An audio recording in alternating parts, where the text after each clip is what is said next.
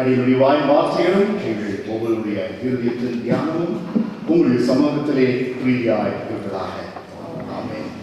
சபையாருக்காக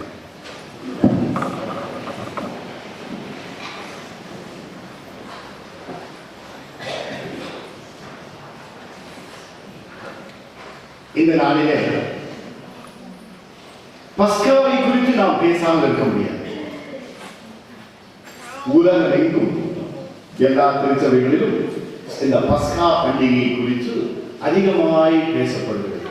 குறிப்பாக யூதர்கள் இன்றைய நாளிலே குதூகலமாக சுவாரஸ்யமாக இந்த பண்டிகையை குடும்பத்தோடும் நண்பர்களோடும் கொண்டாட இருக்கிறார்கள். பஸ்கா இவருடைய பாஷையிலே பேசா, ஆங்கிலத்திலே பாஸ் ஓவர். யாத்திராகமம் 12ஆம் அதிகாரம் வாசிக்க பழைய பாட்டிலே யாத்திராகமம் 12ஆம் அதிகாரம் 13வது வசனத்தை எடுத்தவர்கள் வாசிப்போம். நீங்கள் இருக்கும் வீடுகளில் அந்த ரத்தம் உங்களுக்காக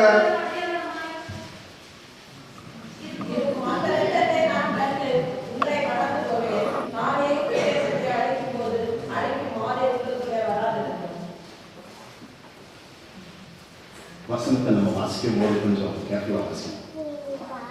சரி, நிறைய பேர் வாசிங்க. தேங்க்யூ. கடந்து போவேன் என்ற ஒரு வாக்கியம் இருக்கு, அதை மாத்திரம் வாசிக்கணும் மீண்டும் தெளிவாக.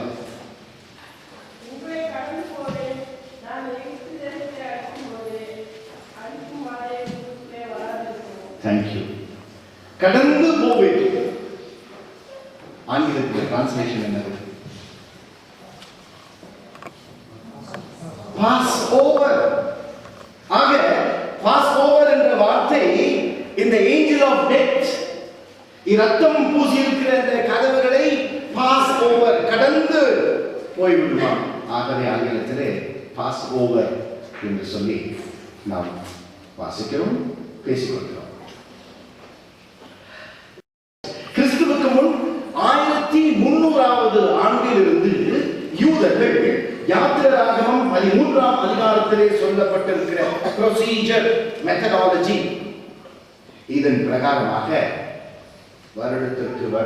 வருடத்திற்கு அடுத்து பஸ்காவை புசிப்பது எப்படி என்பதை சுவாரஸ்யமாக கொண்டாடி கொண்டு வருகிறார்கள். 110 ஆண்டுகள் அடிமை களத்திலே இருந்தது ஒரு பெரிய ஒரு காலம். 2 அல்லது 3 சந்ததிகள் அதிலே வாழ்ந்திருக்கும். 3 generations or even 4 generations, 4 சந்ததிகள் அதிலே உருவாயிருக்கிறது. 9 வாதைகள் கடவுள் உண்டு பண்ணினார். என்ன வாதைகள் என்று சொல்லி நாம் இப்பொழுது பார்ப்பதில்லை. 10வது வாதை இருக்கிறது. 10வது வாதை என்ன? முதல் பேரான எல்லாத்தையும். ஆக இந்த 10வது வாதையை உண்டு பண்ணின மாத்திரத்திலே பால்போல்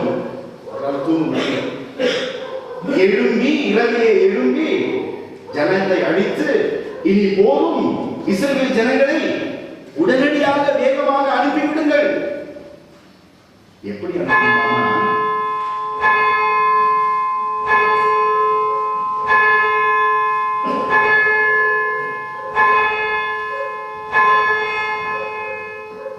எப்படி அனுப்ப வேண்டும்? இவர்களை தங்கத்தையும் வெளியும் கொடுத்து அனுப்பிவிடுங்கள் சீக்கிரம்.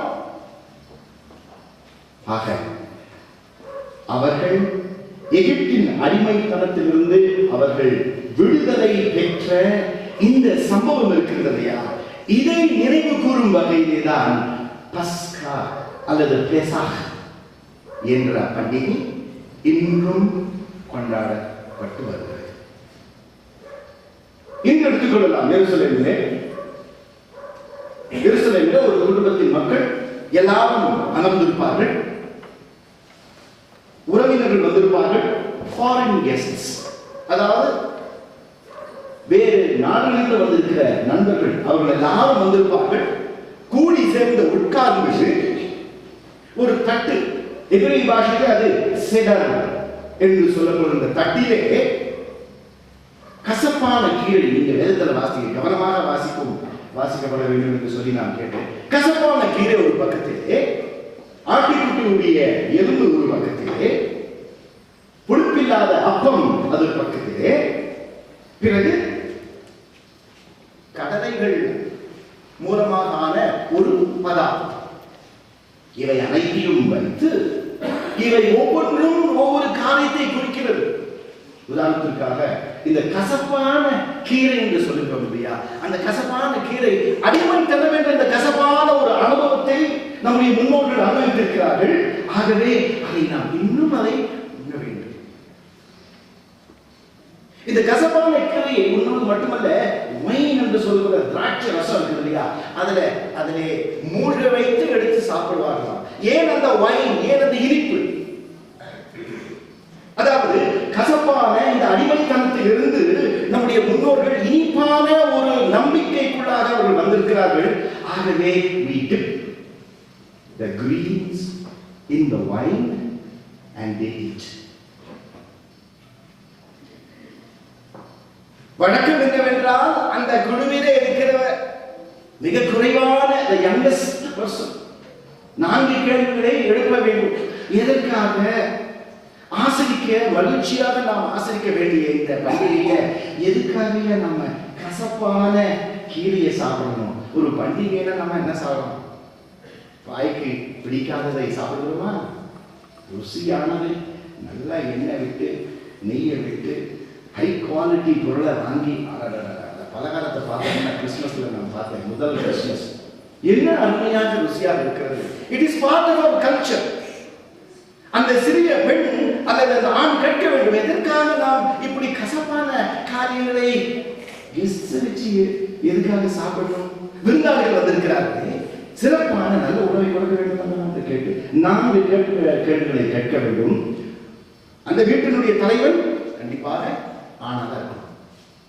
அந்த ஆண் ஒவ்வொன்றாக அதற்கு பதில் சொல்ல வேண்டும். நம்முடைய முன்னோர்கள் மகனே எகிப்தின் அடிமைத்தனத்திலிருந்து அவர்கள் விடுதலை செய்யப்பட்டார்கள். செய்யப்படும் பொழுது அவசரமாக பார்வோன் ராஜா நம்மை வெளியேற்றி விட்ட காரணத்தினாலே அப்பத்தை எடுத்தோம், அதை புளிக்க வைக்கின்ற அந்த ஈஸ்டை எடுத்துக்கொண்டு வரவில்லை. ஆகவே புளிப்பில்லாத அப்பத்தை இன்றைய நாளிலே நாம் ருசிக்கிறோம் என்று சொல்லி ஒவ்வொருவருக்காக தன்னை அந்த அர்த்தத்தையும் விளக்கத்தையும் சொல்ல வேண்டிய ஒரு கடமை பெரியவர்களுக்கு இருக்கிறது.